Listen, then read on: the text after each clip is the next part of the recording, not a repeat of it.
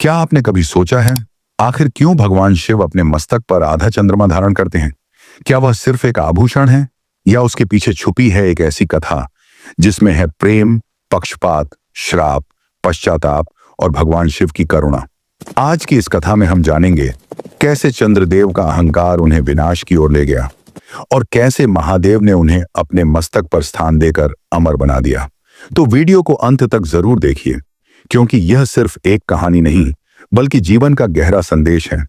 अध्याय 1, 27 कन्याओं का विवाह। प्राचीन काल की बात है। प्रजापति दक्ष की 27 कन्याएं थीं।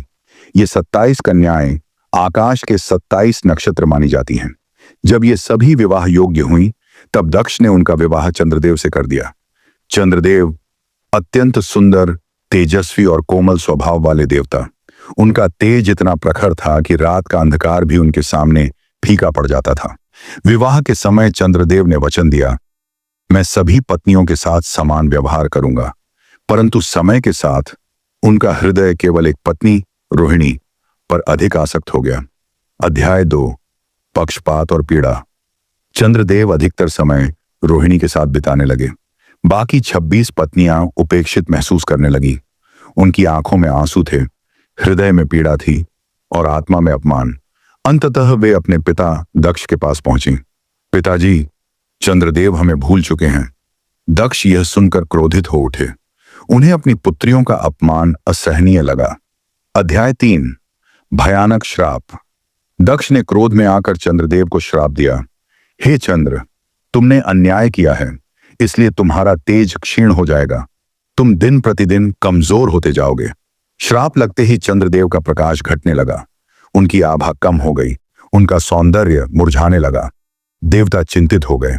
यदि चंद्रमा का प्रकाश समाप्त हो गया तो सृष्टि का संतुलन बिगड़ जाएगा। पृथ्वियां प्रभावित होंगी, ज्वार भाटा रुक जाएगा, मनुष्य का मन अस्थिर हो जाएगा। अध्याय 4, पश्चाताप और तपस्या। अब चंद्रदेव को अपनी भूल का एहसास हुआ। अहंकार टूट चुका था, तेज लुप्त हो रहा था, शक्ति क्षीण हो रही थी। तब उन्होंने एक निर्णय लिया, मैं महादेव की शरण में जाऊंगा। उन्होंने कठोर तपस्या आरंभ की। हजारों वर्षों तक एकाग्र होकर एयूएम नमः शिवाय का जाप किया। उनका शरीर दुर्बल हो गया पर भक्ति अटल रही। अध्याय 5, महादेव का प्रकट होना। अंततः तपस्या से प्रसन्न होकर भगवान शिव प्रकट हुए। चारों ओर दिव्य प्रकाश फैल गया। डमरू की ध्वनि गूंज उठी। गंगा की धारा उनके जटाओं से प्रवाहित हो रही थी। चंद्रदेव ने चरणों में गिरकर कहा, प्रभु, मुझसे भूल हुई है, मुझे क्षमा करें, मुझे इस श्राप से मुक्त करें। शिव मुस्कुराए। उन्होंने कहा, हे चंद्र, तुम्हारी गलती गंभीर है, इसलिए श्राप पूर्णतः समाप्त नहीं होगा, पर मैं तुम्हें नष्ट भी नहीं होने दूंगा। अध्याय 6, मस्तक पर स्थान। महादेव ने चंद्रदेव को अपने जटाजूट में स्थान दे दिया और तभी से शिवजी के मस्तक पर अर्धचंद्र सुशोभित होने लगा। शिव का एक नाम पड़ा, चंद्रशेखर, अर्थात जिसने चंद्र को अपने शिखर पर धारण किया हो। अध्याय 7, घटना और बढ़ना। शिव ने श्राप को आंशिक रूप से प्रभावी रहने दिया, इसलिए आज भी चंद्रमा 15 दिन तक बढ़ता है, शुक्ल पक्ष, और 15 दिन तक घटता है, कृष्ण पक्ष। यह जीवन का संदेश है। सुख और दुख आते जाते रहते हैं। पूर्णिमा के बाद अमावस्या आती है और अमावस्या के बाद फिर पूर्णिमा। आध्यात्मिक अर्थ शिव के मस्तक पर चंद्रमा का अर्थ क्या है? चंद्रमा मन का प्रतीक है। मन चंचल है, बदलता रहता है, कभी पूर्णिमा कभी अमावस्या।